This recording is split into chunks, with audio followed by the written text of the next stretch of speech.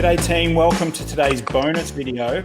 And Deano's been good enough to put in a cat-cow squat. Welcome back, mate.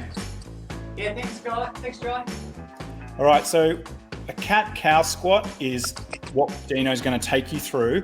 And he references, you know, in the afternoon, some of us might be feeling a bit sluggish or a bit worn down and needing a bit of an energy kick or a bit of a pick-me-up. And that's the time when some people might reach for a coffee or a little piece of chocolate or something.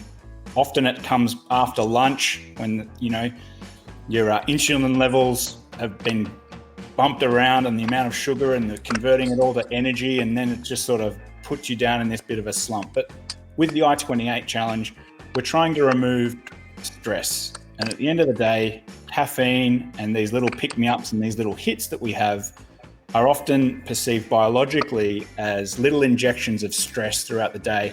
And then we just get a little bit of fatigue. You know, cortisol is going to be going up to try and combat, and, you know, this stress response isn't going to be good for our system. So I really love this exercise.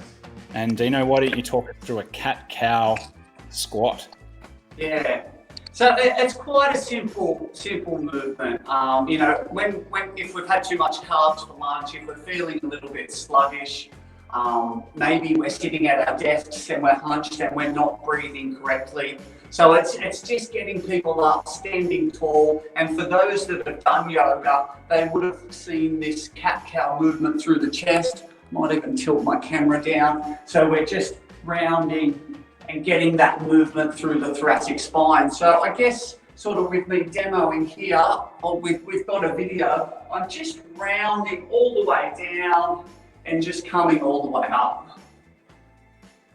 And it's quite a simple movement, but very effective as well. We're just connecting mind, body and breath, and we're just getting that blood pumping through the body. We're waking back up and we're getting that blood flow to the brain. Which is shown to improve performance. Bit of lymphatic drainage going on there too, getting the things flushed out. Absolutely, a bit of lymphatic drainage, getting that chest open and closed. And then the other variation was the side bending stretch, where we come up and we lengthen up and we just get a little bit of movement under the arms. So again, like people are sitting, they're not getting much rotation or movement through the spine. If we can just stretch and flex and extend our spine, we can release energy in the body and have that little 3 p.m. pickup without heading towards coffee or sugar or something that's going to interfere with our sleep later in the night. Perfect. And if people are at work, obviously, or if they're working from home, wherever they are, mid-afternoon is often when people are hitting their straps. They've had lunch and they're sitting back at their desk and they're going to be feeling a bit down. So rather than go for the coffee or the little pick-me-up snack, get up off your desk, move around a little bit and just give some of these moves a try.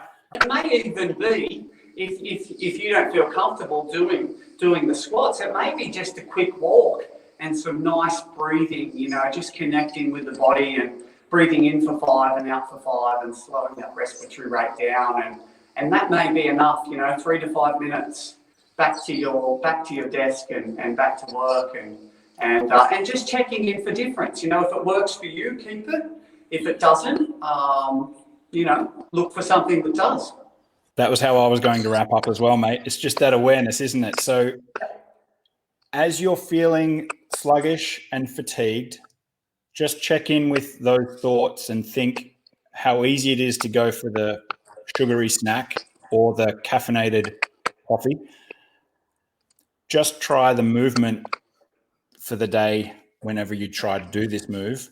And then instead of going for the snack or the coffee, and check in with yourself, have that awareness of just sitting back down and assessing whether you're re-energized or not, because that's what this is all about. Having awareness, trying new things, and then making an informed decision on, do you want the sugary snack and the caffeine, or do you want to try some of these cat-cow squats?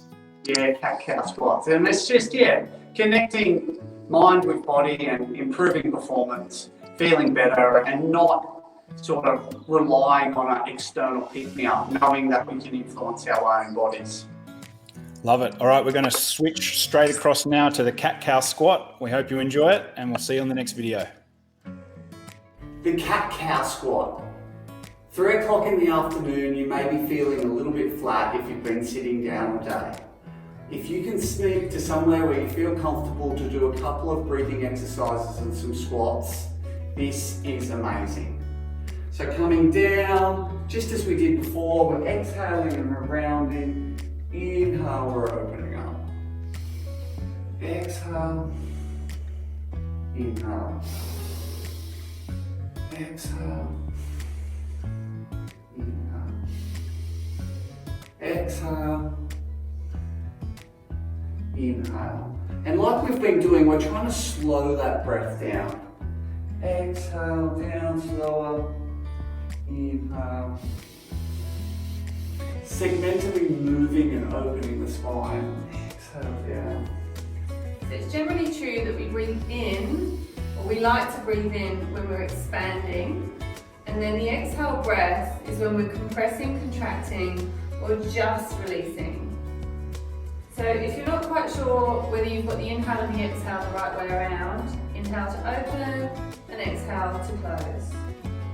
Really nice, thanks Katie. Now the second variation of this cat-cow squat, which I encourage people to do in the afternoon instead of having a coffee or going to some sugar for a pick-me-up, is the squat down and then coming up into a side bend. And it's not as much as a bend, it's lengthening this side, and that should feel really nice for a stretch. And then coming down, and then lengthening the other side, and maybe a slight tilt. And again, maybe connecting the breath with the movement. Exhale down, inhale up. So you really want to reach with your fingertips. Exhale down. Try and get a little bit taller with every movement, and just feel that you're lifting up and out of the ground rather than pushing down into it. We're stretching some of the muscles and the side of the body here, really opening up, lengthening our connective tissue and giving our lungs a little bit more room. And then combining this with the breath is the energy that you may need